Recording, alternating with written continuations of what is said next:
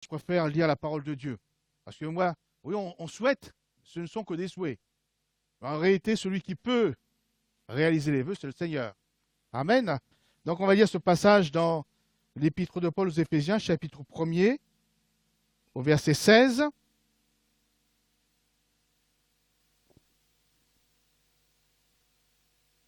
Éphésiens, chapitre 1er,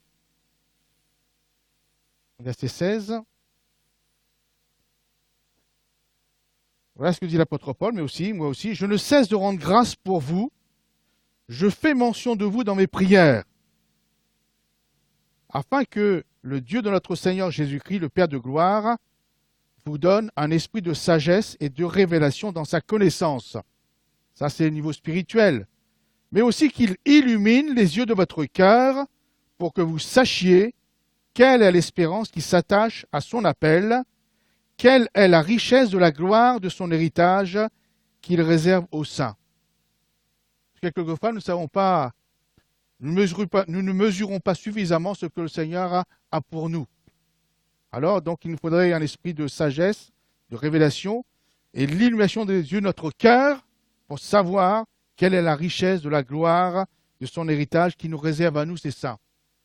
Amen. Et quelle est envers nous qui croyons l'infinie grandeur de sa puissance, se manifestant avec efficacité par la vertu de sa force. Est-ce que nous sommes encore conscients, nous réalisons encore la puissance de Dieu pour nos vies, pour nos cœurs? Et je crois que lorsque nous sommes, comment on peut dire, au clair sur ce sujet, nous pouvons avancer par la foi. Parce que nous savons que notre Dieu est un grand Dieu. Alors c'est pour cela, ce matin, le désir de mon cœur, c'est que votre cœur soit illuminé pour connaître la puissance, savoir que Dieu est un Dieu puissant. Pour tous les jours, bien sûr, de l'année 2020, mais aussi jusqu'à votre mort. Enfin, je ne souhaite pas votre mort, mais jusqu'à la fin. Amen. Et je crois que si nous avons cette vision de Dieu, de la puissance de Dieu, de la grandeur de Dieu, ce qui peut manifester en nous, alors nous sommes en paix. Nous pouvons avancer, aller de l'avant vers le Seigneur. Voilà le souhait de votre pasteur, aussi de mon épouse, ce matin avec vous. Amen. Alors maintenant, ouvrons à nouveau la parole de Dieu, toujours concernant cette année 2020. Faisons une lecture dans le livre de l'Exode, chapitre 33, verset 1er.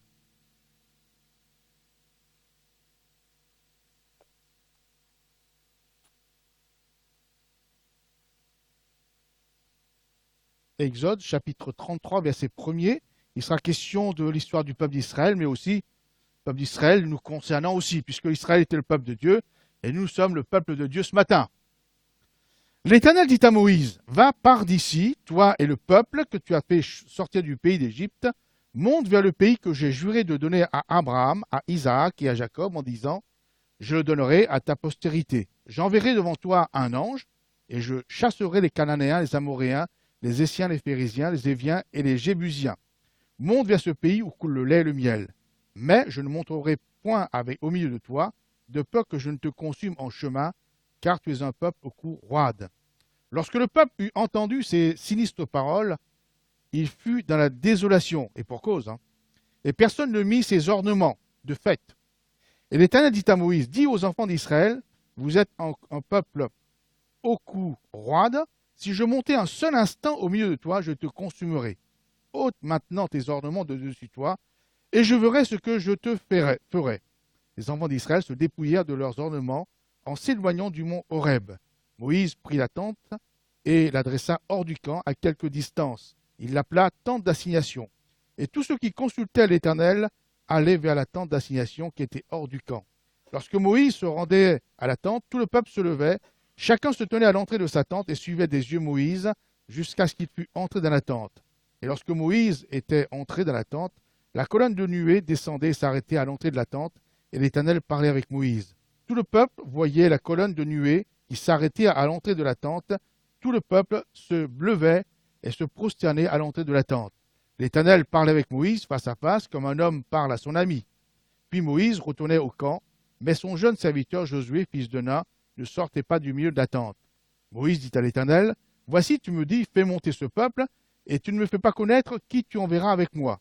Cependant, tu as dit, je te connais par ton nom, et tu as trouvé grâce à mes yeux. Maintenant, si j'ai trouvé grâce à tes yeux, fais-moi connaître tes voies, alors je te connaîtrai et je trouverai encore grâce à tes yeux.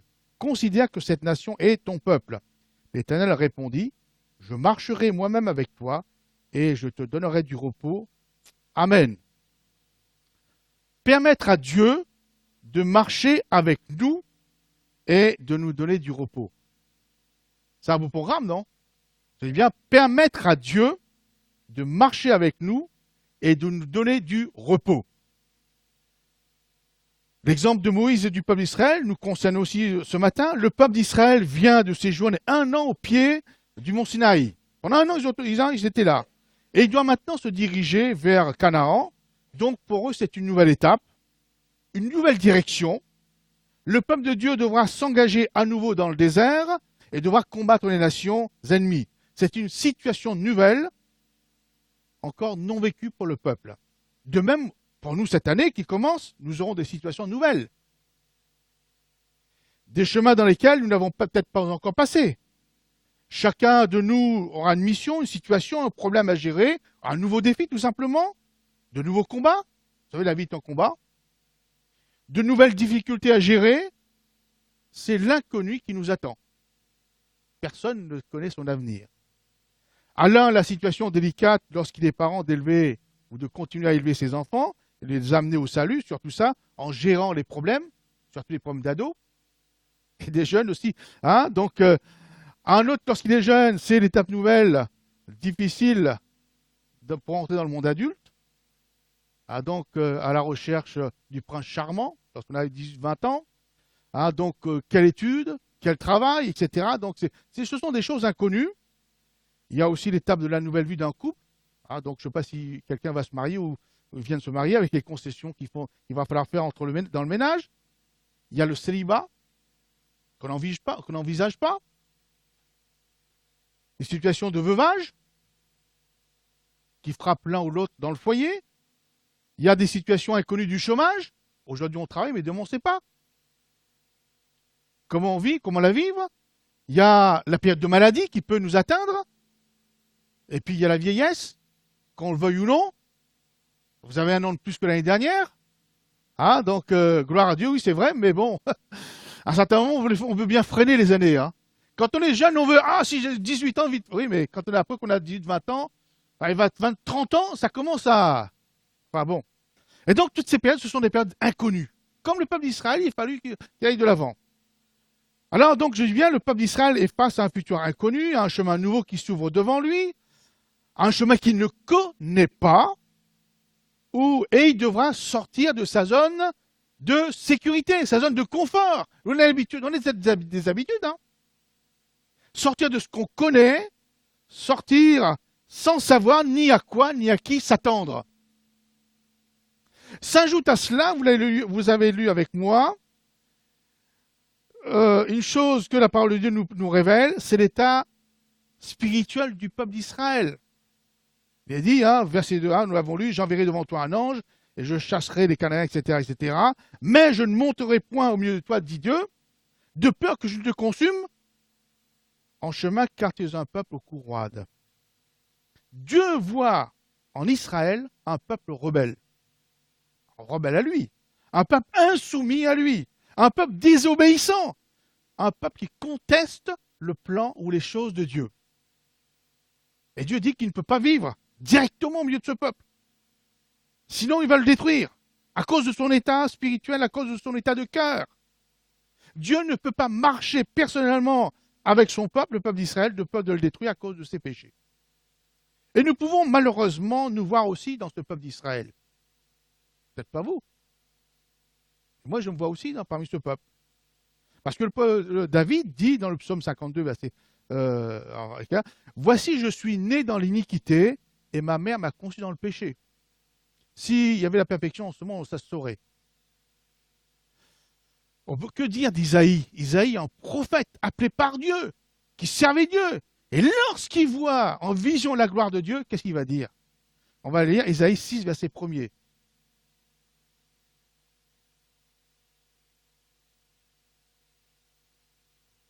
Isaïe 6, verset 1er. L'année de la mort du roi Osia, Ésaïe, le prophète, « Je vis le Seigneur assis sur un trône très élevé, et les pans de sa robe remplissaient le temple. Des séraphins se tenaient au-dessus de lui. Ils avaient chacun 6 ailes, 2 dont ils se couvraient la face, 2 dont ils se couvraient les pieds, et 2 dont ils se servaient pour voler. Ils criaient l'un à l'autre et disaient, « Saint, Saint, Saint est l'Éternel des armées. Toute la terre est pleine de sa gloire. » Les portes furent ébranlées dans leur fondement par la voix qui retentissait, et la maison se remplit de fumée. Alors je dis, « Malheur à moi. » Lui, le prophète, il servait Dieu. « Malheur à moi, je suis perdu, car je suis un homme dont les lèvres sont impures. J'habite au milieu d'un peuple dont les lèvres sont impures. Et mes yeux ont vu le roi, l'Éternel des armées. Amen. » Malgré sa consécration, malgré son service, eh bien, Ésaïe, le prophète, devant la sainteté de Dieu, se voit indigne, se voit impur. Ah oui, donc nous pouvons nous entrevoir comme le peuple d'Israël. Et la tentation, devant nos failles, devant nos faiblesses, devant nos péchés, serait de continuer à vivre dans notre petite vie spirituelle, étriquée, sans vouloir changer et devenir meilleur, et d'accepter ou de se résigner d'avoir un ange pour nous conduire dans nos futures étapes de l'année 2020. Dieu dit, je ne peux pas monter, mais j'enverrai un ange. Pas l'ange de l'Éternel qui représente Jésus, mais un de mes anges. Et vous voyez, donc le peuple aura pu se résigner, le peuple d'Israël se résignait certainement à vivre cela. Bon, voilà, donc je reste comme je suis, puis je me contente d'un ange qui me conduit. Être conduit par Dieu ou être conduit par un ange, ce n'est pas la même chose, mes frères et mes sœurs. C'est tout à fait différent.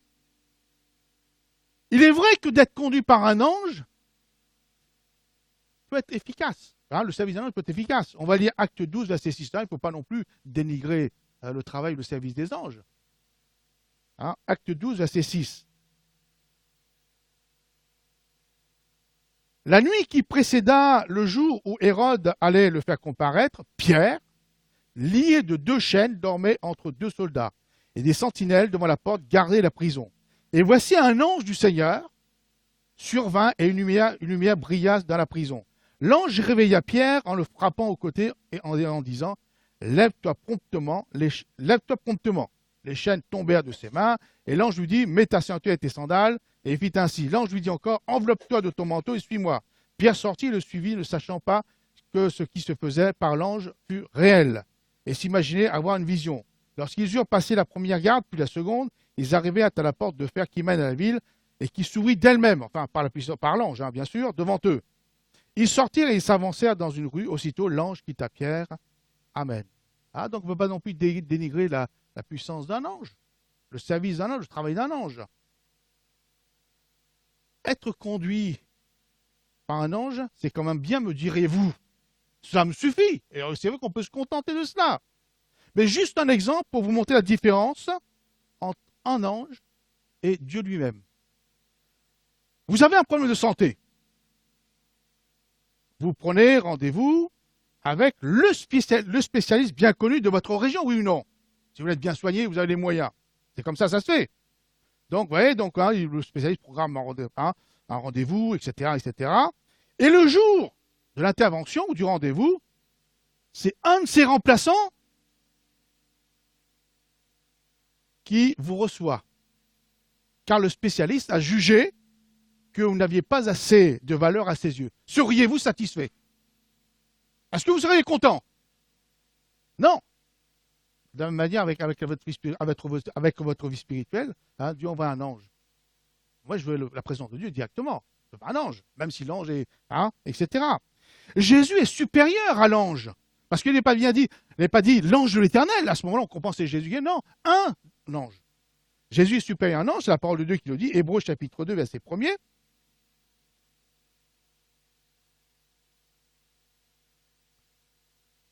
Hébreux chapitre 2, verset 1er.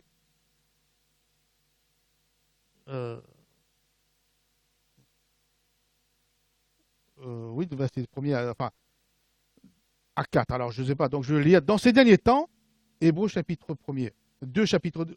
le chapitre 1er, c'est 2, verset 2 plutôt, ouais, c'est pour ça. Dans ces derniers temps, Dieu nous a parlé par le Fils, qu'il a établi héritier de toutes choses, par lequel il a aussi créé le monde, et qui, étant le reflet de sa gloire et l'empreinte de sa personne, et soutenant toutes choses par sa parole puissante, a fait la purification des péchés, et s'est assis à la droite de Dieu de la majesté divine dans les lieux très hauts, devenu de temps supérieur aux anges. Jésus étant devenu supérieur aux anges, qu'il a hérité d'un nom plus excellent que le leur. Amen. Donc, Jésus supérieur à un ange, fils de Dieu. On va lire aussi concernant les autres, Apocalypse chapitre 19, verset 10. Et vous verrez la différence entre être conduit par un ange ou par Dieu.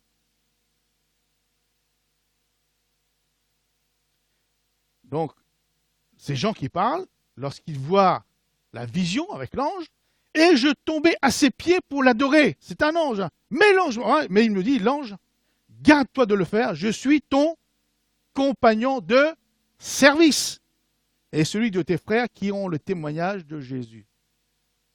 L'ange fait un service, nous faisons un service pour le Seigneur, nous sommes des compagnons de service. C'est l'ange qui le dit. Ah, bien sûr, il peut, donc on peut voyager avec un compagnon de service, mais il n'est pas ni plus que vous, ni moins que vous. Et si vous avez Dieu avec vous, c'est autre chose. On peut lire donc, sans dénigrer les anges, mais vous allez voir. Daniel chapitre 10, verset 12. Daniel chapitre 10, verset 12.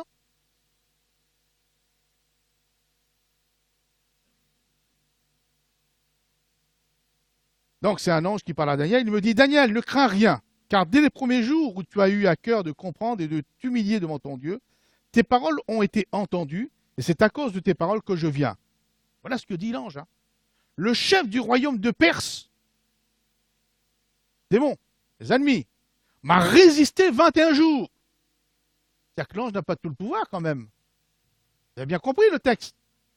Le chef du royaume de Perse m'a résisté 21 jours à l'ange. Mais voici Michael, l'un des principaux chefs des anges, est venu à mon secours et je suis demeuré là auprès du roi des Perses. Amen. L'ange n'a pas toute la puissance. Donc, ça, c'est une chose. Donc, ça va, vous voulez être conduit par un ange, vous l'acceptez, etc., sans changer, parce que, voilà, Dieu ne peut pas, parce que, alors, il envoie un ange. Alors, quelquefois, on peut dire, ben, c'est bien comme ça, je continue comme ça. Plus que cela, vous savez que l'être humain, l'homme, la femme, a besoin de se sentir aimé. C'est pas ça, non? D'être désiré. De savoir qu'il a de la valeur aux yeux de Dieu, aux yeux de quelqu'un. D'avoir une présence, avoir une communion, une relation réelle et vivante avec Dieu. Comme ce que veut notre Dieu, notre Père. Un ange n'a pas de sentiment. Un ange, il fait un service, point. Il ne connaît pas les souffrances des hommes, etc. Mais nous avons besoin d'être aimés, de se sentir, etc. etc. Bien sûr, c'est mécanique. Vous mettez c'est comme si vous mettez le GPS. Puis voilà. Mais si vous avez quelqu'un, une personne devant vous, dit, bah, tiens, il y a une conversation qui s'engage. Essayez de parler au GPS. En fin de compte, voilà la différence. Parce que l'ange, il va, etc., mais il n'éprouve pas de sentiment, il ne connaît pas. Il n'a pas été. Voilà, donc nous, on connaît le Seigneur, il nous a pardonné, il y a une relation, etc. Et donc Dieu veut cette relation avec nous. C'est pour ça se contenter d'avoir un ange et puis tout en gardant sa vie spirituelle sans vouloir changer. Eh bien, sans vouloir changer. Voilà ce qui nous reste. Donc, j'ai dit bien. Donc, voilà ce que représente Dieu dans notre vie. Et Ésaïe, chapitre 66, verset 12. Ésaïe, chapitre 66, verset 12.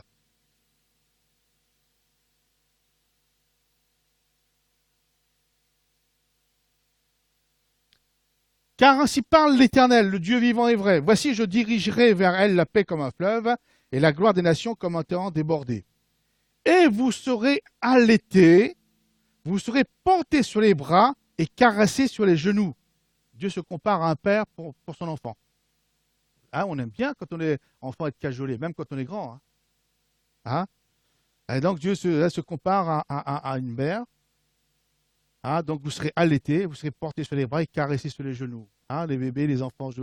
Voilà, il ajoute, comme un homme que sa mère console, ainsi je vous consolerai. Comme un homme que sa mère console. C'est vrai que lorsqu'on a notre maman, même quand on est âgé, on aime bien être cajolé par sa maman. Hein. Eh bien, un ange ne peut pas faire ça. Dieu lui le fait. Amen. Voyez la différence. Ésaïe 49, verset 15.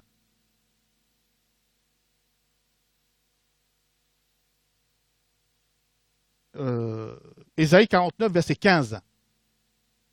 Une femme oublie-t-elle l'enfant qu'elle allait?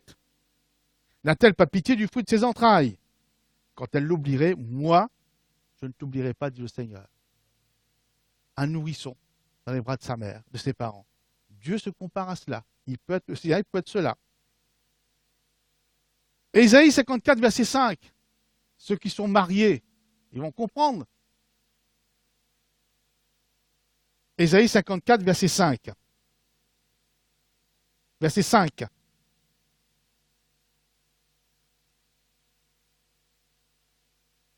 Car ton Créateur est ton époux. L'Éternel est son nom, des armées est son nom, et ton Rédempteur est le Saint d'Israël, il se nomme Dieu de toute la terre. Amen. L'Éternel est ton époux. Un bon époux, hein, pas un homme comme nous imparfait.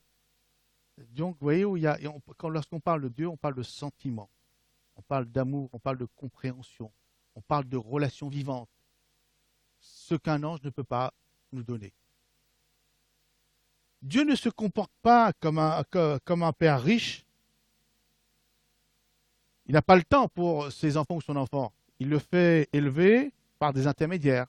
Nounou, gouvernante, professeur particulier, mais il n'y a pas son amour, sa présence et son attention. Et l'enfant est malheureux, même s'il a tout, mais il n'a pas la présence de ses parents. Et donc voilà un peu, mes frères et mes sœurs, à quoi le peuple d'Israël était destiné à faire cette étape sans la présence de Dieu, mais avec un ange, parce que Dieu ne pouvait pas habiter au milieu d'elle, au milieu de son peuple. Dieu ne peut pas. Et je dis bien, attention, de ne pas vouloir jamais changer. Quelqu'un a dit, un homme politique a dit qu'il n'y a que les imbéciles qui ne changent jamais d'avis. Et il a eu raison pour une fois.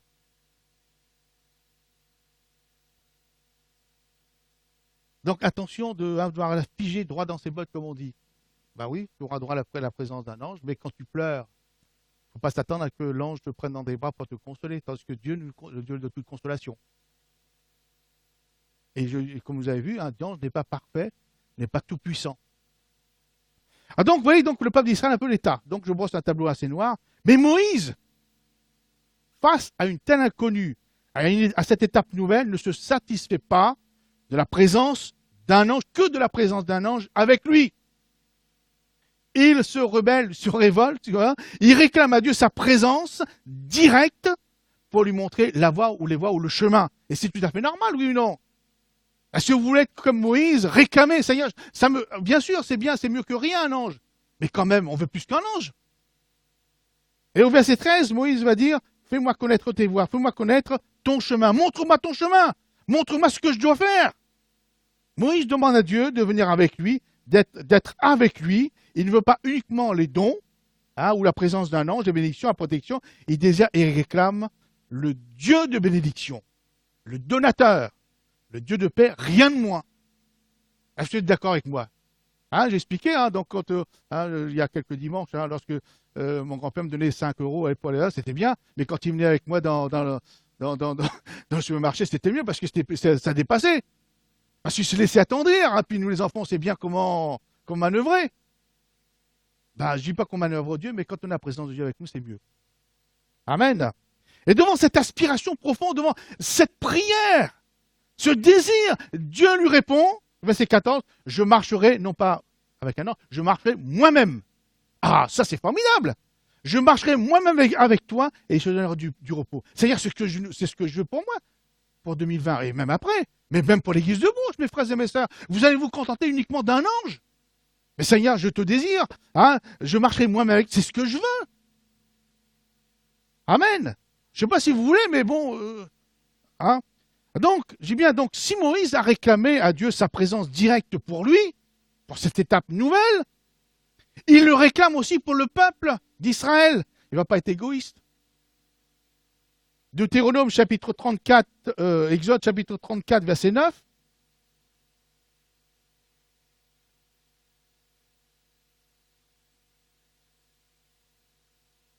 Exode 34, verset 9, il dit, Seigneur, c'est Moïse qui va intercéder pour le peuple d'Israël. Seigneur, si j'ai trouvé grâce à tes yeux, que le Seigneur marche au milieu de nous. Car c'est un peuple au courroie, certes, mais pardonne nos iniquités et nos péchés et prends-nous pour ta possession. Amen. Ah oui, malgré, hein, Seigneur, c'est vrai, le peuple est en courroie, c'est vrai que, mais marche toi-même avec nous. Marche au milieu de nous. Donc Moïse a été un intercesseur pour le peuple de Dieu.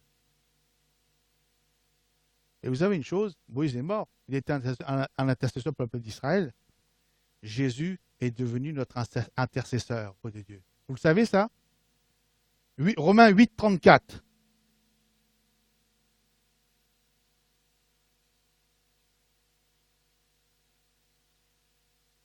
Christ est mort, bien plus il est ressuscité, il est à la droite de Dieu et il intercède pour nous. Amen. Comme Moïse a été l'intercesseur du peuple d'Israël autrefois pour que Dieu n'envoie pas son ange, mais qu'il vienne directement lui-même en personne au milieu d'eux, eh bien Jésus intercède pour nous. Il nous a dit que Jésus, nous qui étions éloignés jadis, Jésus nous a rapprochés de Dieu par son sang. Vous voyez, donc c'est formidable. Oui, l'heure, ça passe vite, c'est vrai. Et nous pouvons aussi lire la parabole de Luc 13, verset 6, pour montrer l'intercession. Là, ici, c'est le vigneron qui est l'image de Jésus.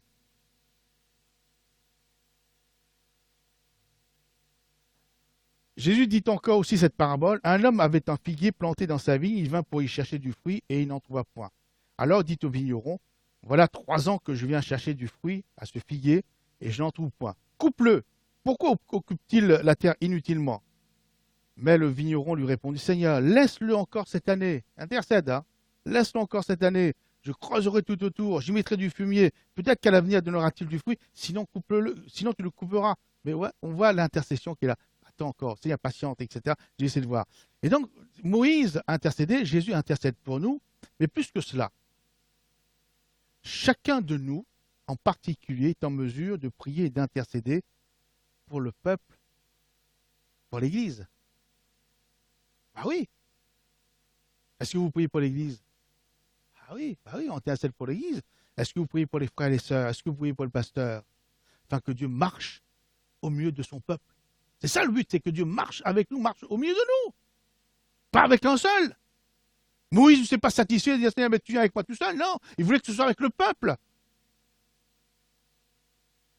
Et comme Dieu en son temps a accepté de marcher avec son peuple, après l'intercession de Moïse, Jésus, bien avant ça, enfin pas bien avant ça, mais Jésus s'est proposé de marcher avec nous. Et quelques versets le disent, Jean 8, 12.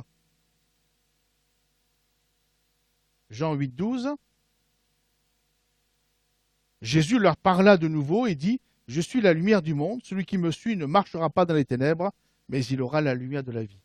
Jésus s'est proposé, il est toujours en train de nous proposer. Matthieu chapitre 28, verset 20. Matthieu 28, 20.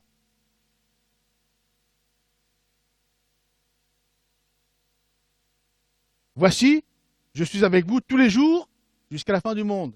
Si on veut bien de Jésus. Si on veut bien de Jésus. Et il y a le Saint-Esprit aussi. Jean 16, 13.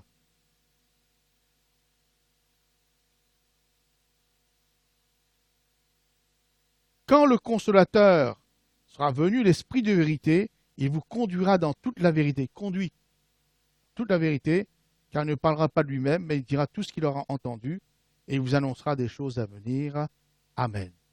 Donc ce matin, nous avons plusieurs choix qui s'offrent à nous. Le premier, c'est de marcher seul et de faire notre propre volonté, notre propre projet. Nous sommes libres, c'est vrai. Dieu ne s'impose pas. Donc voilà, on peut trouver comme ça des gens, même des chrétiens, du moins, je fais ma vie, j'ai été juste sauvé, après, voilà. Deuxième choix, c'est de se satisfaire de son état spirituel, un minimum, sans véritable communion avec Dieu, sans son amour, sa présence, et se contenter d'un ange, voilà, tout simplement. Libre à vous aussi. Et puis le troisième choix, c'est celui de Moïse, que Moïse a fait, celui de la présence directe de Dieu. Dieu est avec nous, Emmanuel. Rien de moins, Seigneur, rien de moins. Je veux que ta présence, point. Sinon, Moïse dira, sinon, ne nous fais pas partir. Si tu ne viens pas, ne nous fais pas partir, on reste là. Je crois que il y avait quand même de bons sentiments, ce Moïse-là. Revenons à Moïse et le peuple qui a reçu cette promesse de Dieu. Donc maintenant, ils ont reçu cette promesse de Dieu. Donc je ne sais pas qu'est-ce que vous allez faire, vous, si vous avez demandé à Dieu, etc. Parce que si vous ne demandez pas à Dieu de marcher avec vous, c'est vrai qu'il n'y aura pas de promesse. Donc face à la demande, ils reçoivent cette promesse de Dieu. Je marcherai avec toi dans cette, disons, dans cette nouvelle étape, dans cette étape inconnue. Je marcherai avec toi. En fait, Dieu, marchant avec nous, désire nous faire entrer dans une relation personnelle et constante avec lui. Vous marchez avec quelqu'un. Si chacun regarde ses gens, personne ne va. Non, mais quand on marche avec quelqu'un, en général, c'est ça, on a désiré, on veut marcher avec quelqu'un. Donc, il est dit 2 hommes marchent ensemble sans être convenus. On marche avec quelqu'un parce qu'on aime sa présence, il y a une discussion qui s'engage, etc. Et donc, c'est ce que voudrait Dieu. On marche avec elle, c'est avoir une communion, une discussion. Je marcherai avec toi, dit Dieu. Dieu, comme nous l'avons vu tout à l'heure, Dieu veut marcher avec nous comme un grand frère, comme un père, comme une mère, comme un ami pour veiller sur nous. C'est pas comme ça, non? Marcher avec quelqu'un, souvent, donc s'il y a une panne, etc., il nous donne un coup de main pour réparer le pneu crevé, etc. Mais on est là. Dieu se propose de marcher avec nous aussi dans ce cadre-là. Je marcherai avec toi. Dieu dit, je marche avec toi, c'est pour nous conduire. Nous guider dans des projets de paix, de bonheur. De savoir que, bien sûr, donc là, c'est le projet de Dieu, on marche avec lui, même si on ne comprend pas bien souvent, mais c'est le projet de Dieu. Et donc, c'est un bon projet. Un petit témoignage pour monter. Donc, quelquefois, on veut marcher avec quelqu'un, mais en gardant la main. Donc, le témoignage d'un chrétien, pendant de nombreuses années, disait un chrétien, je me suis contenté de croire en Jésus et de lui faire une petite place dans mes pensées et dans mes sentiments, car je voulais surtout être mon propre maître. J'étais semblable à un automobiliste qui avait invité Jésus à s'asseoir à côté. Passager subit, vous allez à gauche, à droite, il ne peut pas intervenir de la direction. Donc, tout en continuant, j'étais semblable à un automobiliste qui avait invité Jésus à s'asseoir à ses côtés, tout en continuant à piloter lui-même son véhicule. Souvent, c'est comme ça. Seigneur, viens avec moi, mais c'est moi qui conduis. Un jour, j'ai stoppé et j'ai demandé à Jésus de prendre le volant de ma voiture. Et nous nous sommes remis en route. C'était le même véhicule, les mêmes occupants. Pourtant, tout était changé parce que c'était Jésus qui conduisait ma vie. Amen. Vous voyez, il y a un peu la subtilité de la chose. Ne faites pas. Ça me fait penser à cette anecdote que le pasteur Moïse Aoui racontait un jour. Donc, des gens du voyage venaient à l'église et comme moyen de location, il y a quelques dizaines d'années, ils avaient un vélo. Pas de lumière. Pas de lumière, c'était un peu les réunions vers 18-19 heures, donc il fait sombre.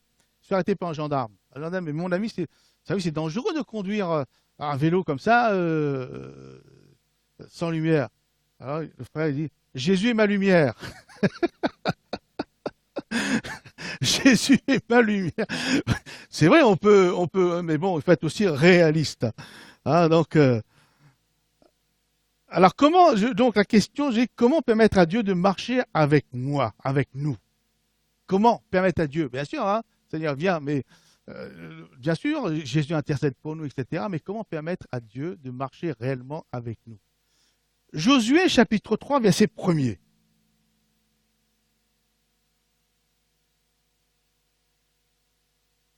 Josué, c'est bon. Josué, c'est la même chose. Jésus et Josué, c'est le même, vous voyez. Mais ce n'est pas le même personnage. Josué s'étant levé de bon matin, partit de Sittim avec tous les enfants d'Israël. Ils arrivèrent au Jourdain, et là ils passèrent la nuit avant de le traverser. Au bout de 3 jours, les officiers parcoururent le camp et donnèrent cet ordre au peuple. Lorsque vous verrez l'arche de l'alliance de l'Éternel, votre Dieu, portée par les sacrificateurs, les Lévites, vous partirez du lieu où vous êtes et vous vous mettrez en marche après elle. Mais il y aura entre vous et elle une distance d'environ 2000 coudées, n'en approchez pas. Elle vous montrera le chemin que vous devez suivre car vous n'avez point encore passé par ce chemin. Amen. Un nouveau chemin, une nouvelle étape, et tous les ans, de toute façon, c'est comme ça. Une nouvelle année, une inconnue pour le peuple d'Israël comme pour nous. Dieu se propose de marcher devant nous, de préparer la route, de la sécuriser, de la rendre plus facile. Le peuple d'Israël, comme nous, devra suivre l'arche de Dieu tout simplement. Donc le peuple doit suivre l'arche pour être tranquille. Pour que Dieu marche devant eux, les sacrificateurs et les Lévites devaient porter l'arche sur les épaules. L'arche représentait toute la plénitude de Dieu et son alliance avec le peuple. Donc, il porte l'arche, donc les sacrificateurs portent l'arche et le peuple devait suivre. Et l'arche, donc, je représente toute la plénitude de Dieu. Alors, bien sûr, c'est les sacrificateurs qui portent. Alors, mes frères et mes sœurs, vous n'êtes pas sans savoir que nous sommes les sacrificateurs de Dieu par Jésus. Si on lit Apocalypse, à celui qui nous aime, qui nous a délivrés de nos péchés par son sang, et qui a fait de nous un royaume, des sacrificateurs pour Dieu son Père. C'est Jésus qui l'a fait. Donc nous sommes aussi des sacrificateurs pour Dieu, tout simplement. Amen. Donc nous sommes tous des sacrificateurs pour Dieu, et si nous sommes des sacrificateurs pour Dieu, nous devons porter l'arche. Oui ou non? L'arche, je rappelle, qui représente toute la plénitude de Dieu et son alliance avec nous. Et donc, nous n'allons pas porter l'arche sur nos épaules, nous allons porter l'arche qui représente, qui symbolise toute la puissance de Dieu dans notre cœur. Et vous savez que nous sommes le temple du Saint-Esprit. Saint-Esprit de Dieu étant nous. Donc, il n'est pas question de porter sur les épaules, mais nous le portons dans nos vies, dans nos cœurs. Et donc, lorsque nous portons le Seigneur, son Esprit, Dieu dans notre cœur, nous sommes conduits à chaque instant et dans toutes circonstances. Amen. Même si parfois nous avons l'impression d'être en plein désert, d'être seuls, souvenons-nous que Dieu marche avec nous, qu'il est notre compagnon de voyage, et il est en nous. Donc vous voyez, donc le sacrificateur devait porter l'arche pour qu'il soit conduit, mais nous n'allons pas, parce que nous sommes des sacrificateurs et nous avons le Saint-Esprit de Dieu en nous. Donc vous êtes comment porter l'arche en faisant en sorte que le temple du Saint-Esprit est bien la présence du Saint-Esprit dans nos vies et dans nos cœurs. En plus de nous conduire, Dieu ajoute au verset 14, je te donnerai du repos. C'est-à-dire, tu n'auras pas à t'inquiéter, tu n'auras pas de soucis à te faire, je te donnerai une existence paisible. Comme ça fait rare, ça, maintenant, de nos jours. Tout angoissé du lendemain, au travail, avec nos enfants, et puis ci, et puis ça, et puis... donc, c'est ça, Mais Dieu dit, plus je vous conduire, je te donnerai du repos. Tu n'auras pas à t'inquiéter, puisque je suis avec toi. Dans le deuxième livre des Chroniques, au chapitre 15, verset 15. 2 Chroniques, deuxième livre des Chroniques, chapitre 15, verset 15.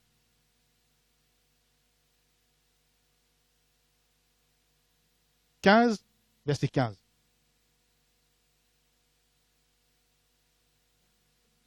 Deuxième livre des Chroniques. 15. 15.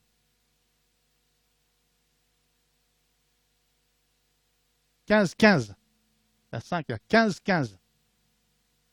15. Voilà. Voilà. Le peuple d'Israël, avaient cherché l'Éternel de plein gré et ils l'avaient trouvé. C'est-à-dire qu'ils avaient demandé, comme le peuple Moïse, Seigneur, viens, on demande, et donc ils l'avaient trouvé. Et l'Éternel leur donna du repos de tous côtés. La présence de Dieu en nous, il y a le repos, il y a la paix. Jésus aussi nous a proposé le repos. Matthieu 6, 31.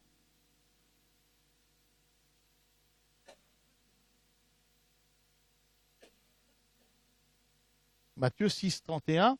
Ne vous inquiétez donc point, ne dites pas que mangerons-nous, que boirons-nous, de quoi serons-nous vêtus. Enfin, il faut travailler quand même. Et on peut, Seigneur, je te prie, mais je ne fais rien.